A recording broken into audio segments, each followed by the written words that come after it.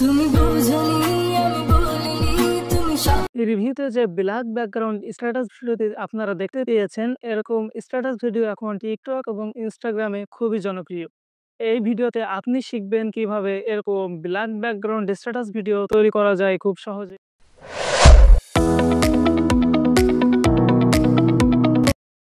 আমরা ইনশট অ্যাপটি ওপেন করে নেব।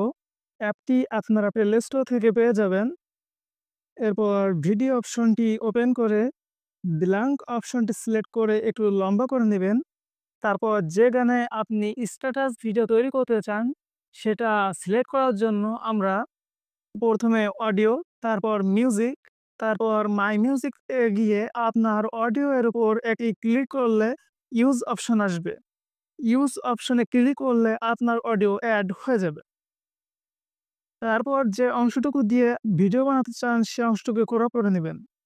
তার স্লাইড অপশনের মাধ্যমে আপনার যেটুকু অডিও লাগবে সেটুকু আপনি শুনে ক্রপ করে নিতে পারেন।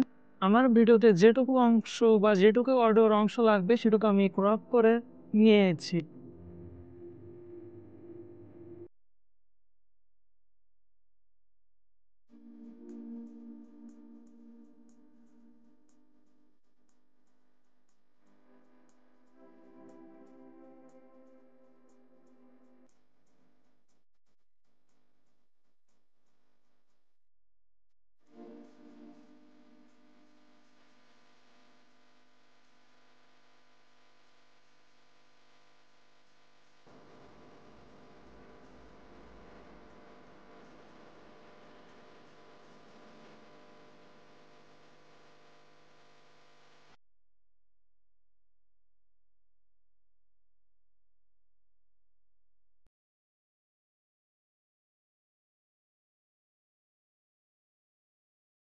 আমার আমার অডিও কাট করা হয়ে গেছে। এবার লিরিক্স লেখার পালা। এখানে আমি গানের ১ম লাইন শুনে নিব। তারপর তা লেখার জন্য টেক্সট অপশনে গিয়ে আবার টেক্সট সিলেক্ট করে আমার লাইনটি লিখে নিব। এরপর এডিট অপশনে গিয়ে এখানে ইন ও আউট সিলেক্ট করে নেব। ইন বলতে বোঝাচ্ছে আপনার টেক্সট এর অ্যানিমেশনটি কিভাবে আসবে এবং আউট বলতে বোঝাচ্ছে আপনার টেক্সটের অ্যানিমেশন কিভাবে যাবে। এই ইন এবং আউটের মাধ্যমে আপনার অ্যানিমেশন ভিডিওটি খুবই সুন্দর করে এবং আকর্ষণীয় করে তুলতে পারেন। এখানে আমি আমার পছন্দ মতো ইন ও আউট অ্যানিমেশন সিলেক্ট করে নিচ্ছি। আপনারা আপনার পছন্দ মতো সিলেক্ট করে নিবেন। এরপর ইন ও আউট অ্যানিমেশন এর উপরে যে ডিউরেশন আছে, অর্থাৎ ইন ও আউট অ্যানিমেশনের ডিউরেশন হাইজ করে দিচ্ছি। এতে আমার টেক্সটের অ্যানিমেশন আসতে হবে। আপনি চাইলে লো করে দিতে পারেন, এতে আপনার অ্যানিমেশন ফাস্ট হয়ে যাবে। এরপর কালার বারে গিয়ে প্রথমে হোয়াইট সিলেক্ট করব। আপনারা আপনাদের পছন্দ মতো কালার নিয়ে নিতে পারেন। এর জন্য কালার অপশনে গিয়ে আপনার কালার নিয়ে নিতে পারেন। বাট আমি যেহেতু গ্লোয়িং ইফেক্ট তৈরি করতে চাচ্ছি, সেজন্য আমি হোয়াইটই রেখে দিচ্ছি। এরপর গ্লো অপশনে গিয়ে নিচের যে বাটনটা দেখতে পাচ্ছেন, এখানকার ২য় আমি সিলেক্ট করে ইফেক্ট কম বেশি করে নিচ্ছি। আপনারা চাইলে ১মটিও নিতে পারেন। তারপর এখানকার কালার অপশনে গিয়ে কালার বারটি সবসময় এই কোণার দিকে একটু উপরের দিকে রাখার চেষ্টা করব। আপনারাও ট্রাই করতে পারেন। এতে আপনার কালার এর উজ্জ্বলতা খুবই বেশি আসবে।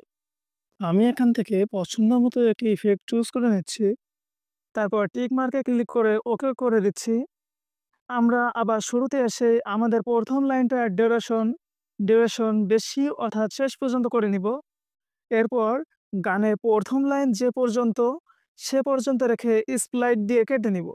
তারপর ২য় লাইনটি শুনে সেটিও লিখে স্প্লিট করে দিব।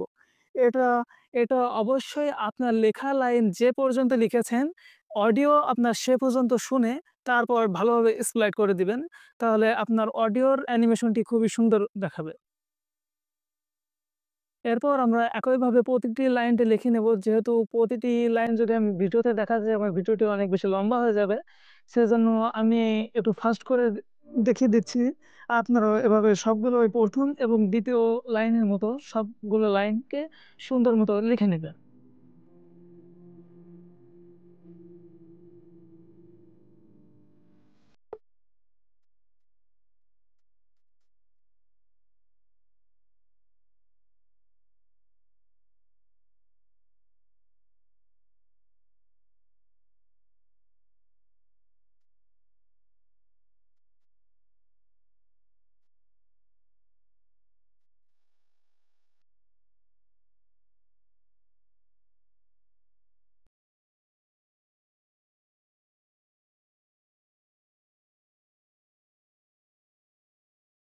এরপর ইনশট এর লোগো এর উপর টাচ করলে কর্নারে যে ক্রস মার্ক দেখতে পাচ্ছেন, এখানে ক্লিক করে ফ্রি রিমুভ এর মাধ্যমে ওয়াটারমার্ক রিমুভ করে দিয়ে পোর্ট করে নেব।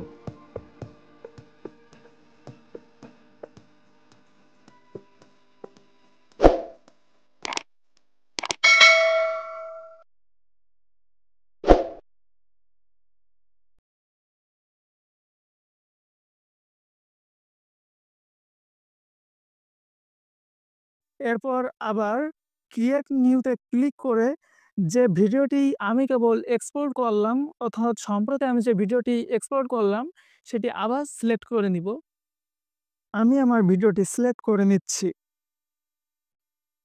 তারপর এখানকার উপরে যে ইফেক্ট বাটনটা দেখতে পাচ্ছেন, এই ইফেক্টে গিয়ে আবার ইফেক্টে গিয়ে তারপর এখানকার ওয়েদারে ক্লিক করে ডিপ যে অপশনটি আছে, এই ডিপ অপশনটি একেবারে লো করে দিব। একেবারে লো অর্থাৎ এখানকার যে ভ্যালুটি আছে এটা একেবারে লো করে দিচ্ছি। এরপর এর ডিউরেশন ভিডিও শেষ পর্যন্ত করে দিব। এতে এতে আপনার যে বৃষ্টির যে ইফেক্টটা আছে এটা আপনার ভিডিও শেষ পর্যন্ত থেকে যাবে। এরপর ইনশটের লোগো কোনার ক্রস মার্কে ক্লিক করে এটা রিমুভ করে দিয়ে আবার এক্সপোর্ট করে নিব।